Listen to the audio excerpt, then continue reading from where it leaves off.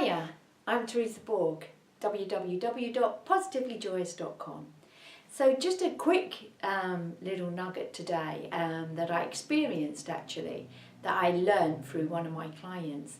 She has the belief that she was born angry and has suffered from anger, all of her life. And what's actually happened, and I know lots of us will recognise this, is it's meant that she's pushed away all of the important people in her life, all of her friends and family and stuff, because who wants to be in the company of an angry person who's always attacking?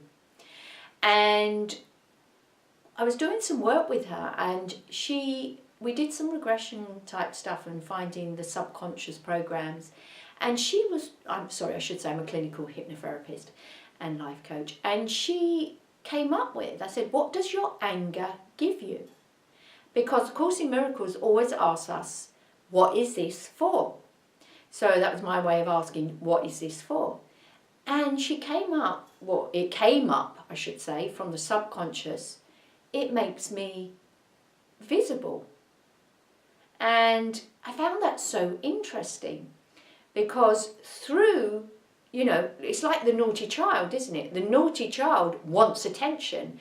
So the ego has tricked her into believing that if you scream loud enough, if you have a lot of, anger and energy going out, if you like, that you will get attention. It's almost, as I say, like we learn as a naughty child. When our children are good, we, sitting in front of the TV or playing or whatever, we take our attention away. Oh, I'll just go and hoover while they're doing that.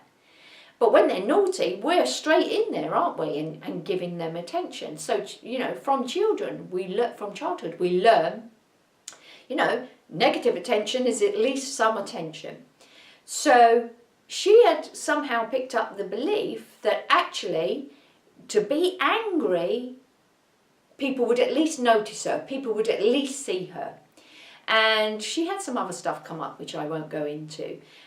And it's interesting because she also has been expressing that through eczema, severe eczema when she was a child, all through her childhood. And she was also an artist, so she'd done a lot of work through her art, expressing her anger and her pain and all of that kind of stuff. Real credit to her, she'd done lots of work on this, and she'd got rid of the eczema. She'd realised it was about her anger and other stuff, and got rid of it. However, as we were doing the work, we found that she was hanging on to this artwork, and it took me a couple of weeks of sessions to try and get her to destroy it. And what I realised she was doing was, the art is a visible, again, it's making her visible, isn't it? It's making, the art is almost the extension of the body, is almost extension of her again. And here she is, visible on the page. And I just found it so interesting, because here's another example where the ego pretends it's doing something in your best interest. Here, be angry. It gets you visible. It gets you noticed. People will take notice of you. And then it snatches a whole lot more away with the other hand, because it's a trick, isn't it? Okay, it'll get you noticed, but then what it's actually doing is making her invisible, because everyone around her is moving away. Therefore, nobody is seeing her now.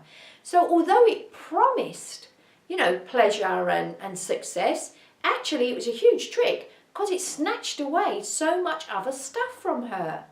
So a moment's pleasure, a moment on the lips, if you like, a lifetime on the hips. It's the same it does with food, isn't it? Oh, just have the cake. You'll feel better. You'll feel,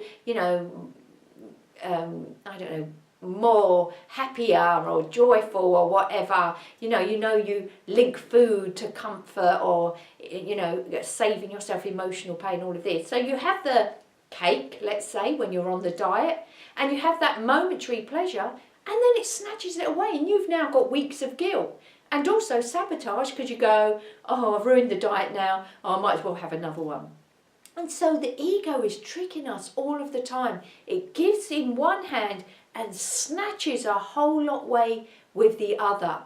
So if you're doing a behaviour that you don't really know why you're doing it, or keep making the same mistake, you need to look for what is the gain, what looks like the gain, and then notice how much pain and suffering comes from it. I see it so often. I saw it with a lady who was wanting to give up drinking, and the gain that the subconscious, or sorry, the gain that the ego was offering was, you know, when she's frustrated with the kids, when she needs a break, you know, that glass of wine really settles her down. But actually, when we looked at it, she said, I don't even like it. I don't even like the taste. I don't even enjoy it. And so then she feels bad about herself. Then she gets criticism from her partner. So the ego is saying, look, this will solve your problem. This is the solution. Have the glass of wine. So she has it, not seeing, not making the connection between cause and effect of all of the suffering that comes from it, which is 10 million times more than this momentary pleasure, which isn't even a pleasure for her, of having the glass of wine. So I hope that's meaningful to you, because I've certainly noticed it playing out in my life. And the more you can catch it, the more you can stop those games happening. The ego is the master trickster. It's so clever at smoke and mirrors, hiding all of these things. So have a look around your own life. Cost versus gain, if you think about the reciprocal relationship of giving and receiving, you know, we pay a price for everything and we value the return. And so that's well hidden by the ego as well. I will have a video out soon on the reciprocal relationship of giving and receiving. So you'll be able to watch more on that, because again, that's key. That's a key ego trick, which I don't have time to go into now.